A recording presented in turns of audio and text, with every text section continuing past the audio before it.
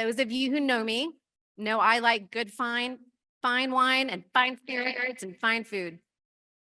When those loves combine with my passion for immigration law, well, that's my favorite kind of day. That is why I am beyond excited to introduce you to our presidential keynote speaker, Chef Andrew Black.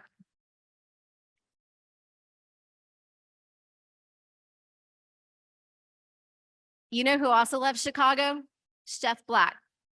He is the 2023 James Beard Award winner for Best Chef Southwest.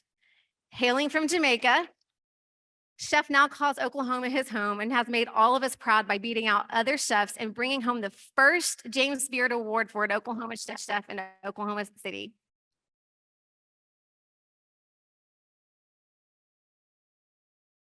Chef takes his passion for good food and excelled beyond many barriers that might have been in his way. Born in Jamaica to an Indo-Jamaican family, he often built outdoor clay ovens for his grandmother. His path has led him from Jamaica's resort kitchens to some of the finest restaurants in Europe, including the Ritz in Paris. Professionally, Chef Black has been a trailblazer his whole career, and today is a respected restaurateur, accomplished restaurateur, a philanthropist, and a leader. He arrived in my hometown, Oklahoma City, going on about 17 years now. He has imprinted his legacy on the city by building and leading multiple restaurants, including Gray Sweater, delicious, Black Walnut, delicious, and Gilded Acorn, delicious. And not stopping there, his restaurant Pearl Mesta is opening in a couple of weeks at the Skirvin. Chef Black is also the author of a cookbook called Foraging in Oklahoma, Tales and Recipes from the Open Road, as told to the Oklahoma Steve Lackmeyer. Okay, funny story about that. So my boyfriend and I went and hunted morel mushrooms, and we decided to call Chef Black to see if he would be interested in some of these morel mushrooms, and of course he took us up on it. And then I proceeded to tell him how to properly wash them and cook them. Y'all, he has a James Beard Award. Chef's work has been featured in the Wall Street Journal, Wine Enthusiast magazine, Zagat Stories and Thrillist, among others. A man after my own heart, Chef Black also has even has his own brand of caviar, which was featured in the Wall Street Journal. And I can tell you from personal experience, it is delicious, especially with champagne. I am beyond delighted to introduce all of you to my dear friend, Chef Black. I cannot wait to hear his story. Thank you, Chef, so much for joining us today. You are such an inspiration.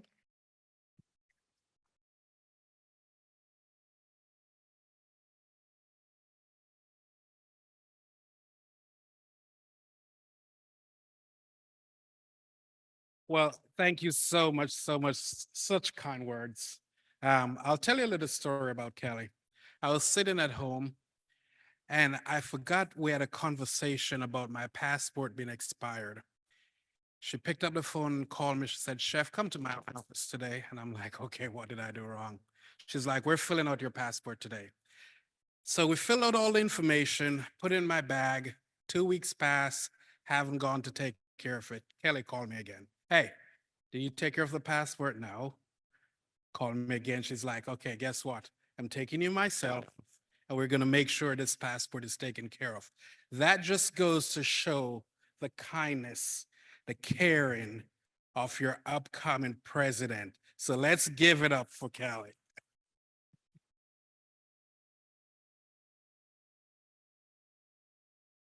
I have a speech written, and after sitting there and hearing, as an immigrant, I'm just gonna have to do it from my heart because I have so much to say.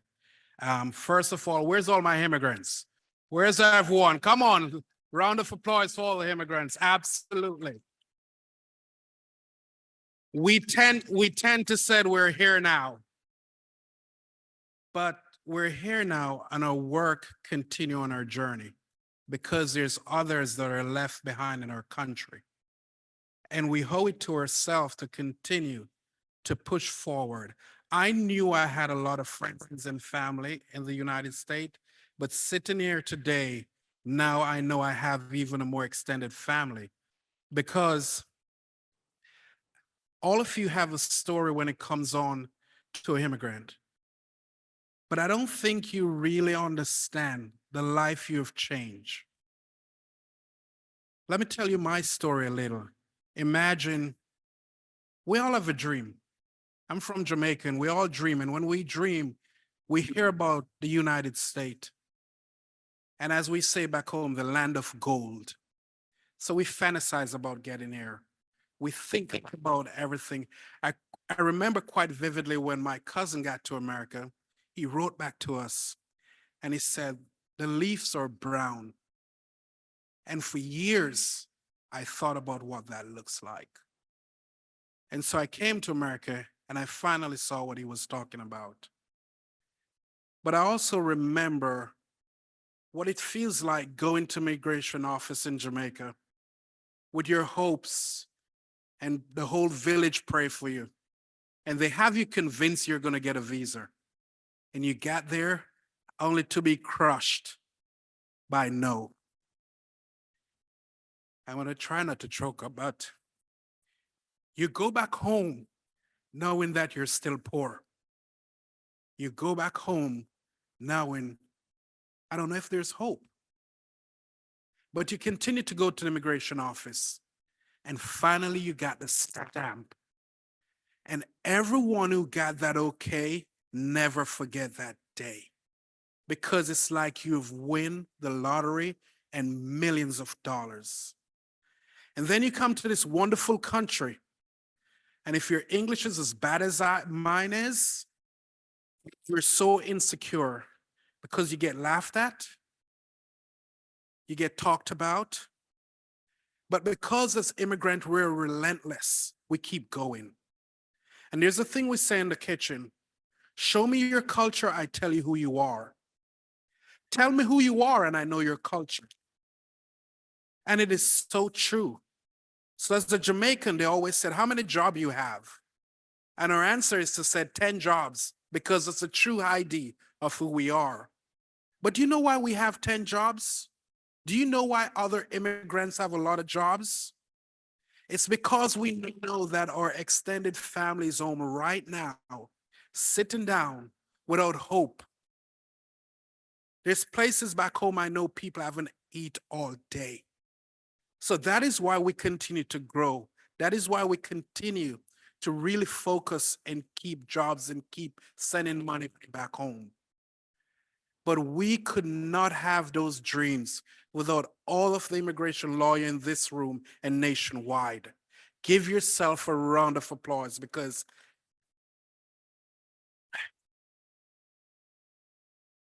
what you guys do is, you know, I wish the world could get access to this because there's so much care. There's so much passion that you put into it.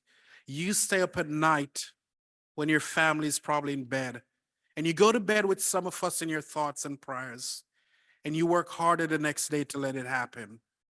And we appreciate it. So from as an immigrant to all of you in this room, thank you.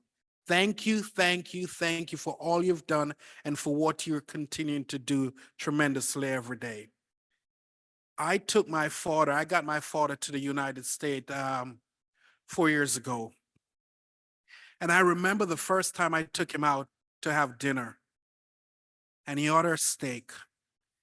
And I noticed he had the steak, but he left half of it. And I said to him, why are you not eating the whole steak? He said, well, don't we need to save this for the rest of the week? I remember looking at him and said, Dad, you don't need to because we can buy a lot of it now. That's the difference you guys make in our life. And that is significant. And for every immigrant in this room and who get access to hear this, not all of us is at the border with guns. Not all of us are criminal.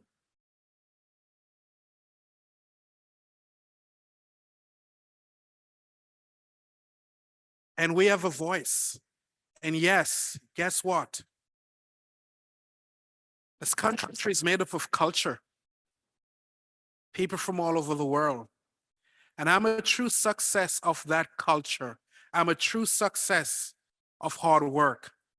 I came to America first and went to college Nelsonville, Ohio, Hawken College. Finish up at Ohio State. Go Buckeye. I know. But I've never looked back since. And this is all, when somebody said, where's your visa or where's your passport?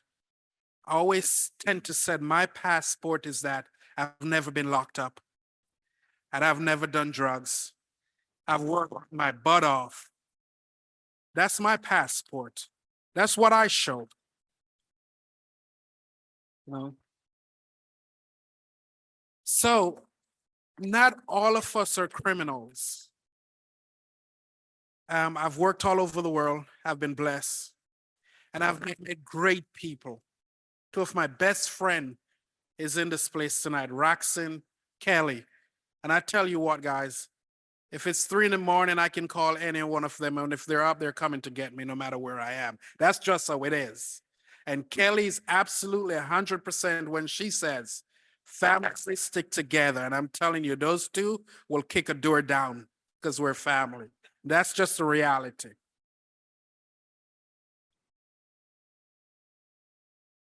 So I'm saying this. I'm not an immigration lawyer, but I'm saying this. Continue to fight for us. Continue to push harder.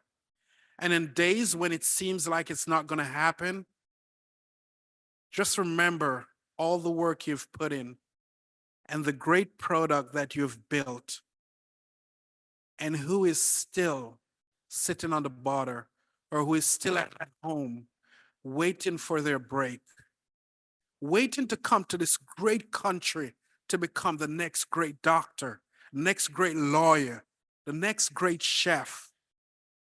Just remember they're out there.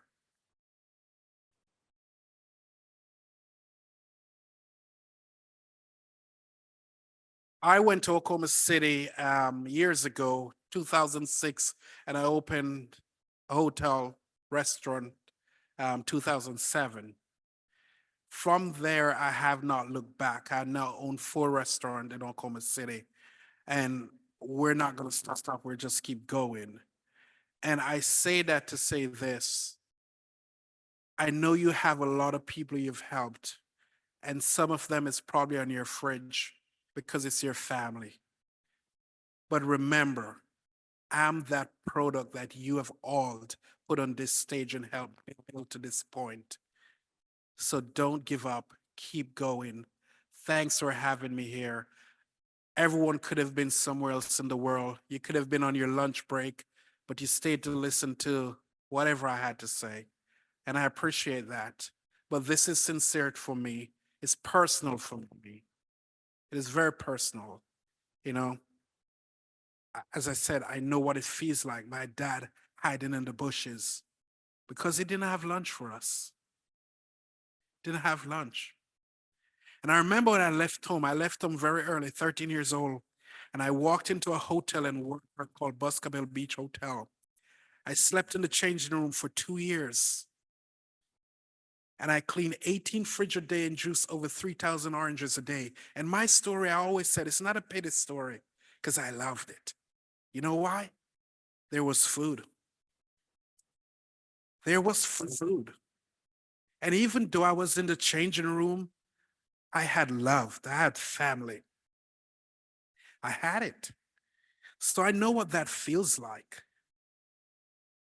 But I never forget, my dad is one of the sweetest person in the world. And if he had it, he would leave us everything he could. So when someone said to me, what is my big achievement? What do I want to achieve now? I always said, I want to leave a legacy for my kids. Because it's all we can leave, a legacy for the next generation. And every immigration lawyer, officer who works with immigration in this room, you are creating a legacy for people you haven't met, for people you haven't dreamt of. Believe you me, you are creating that legacy. And I appreciate it. And they will too. Thanks for having me.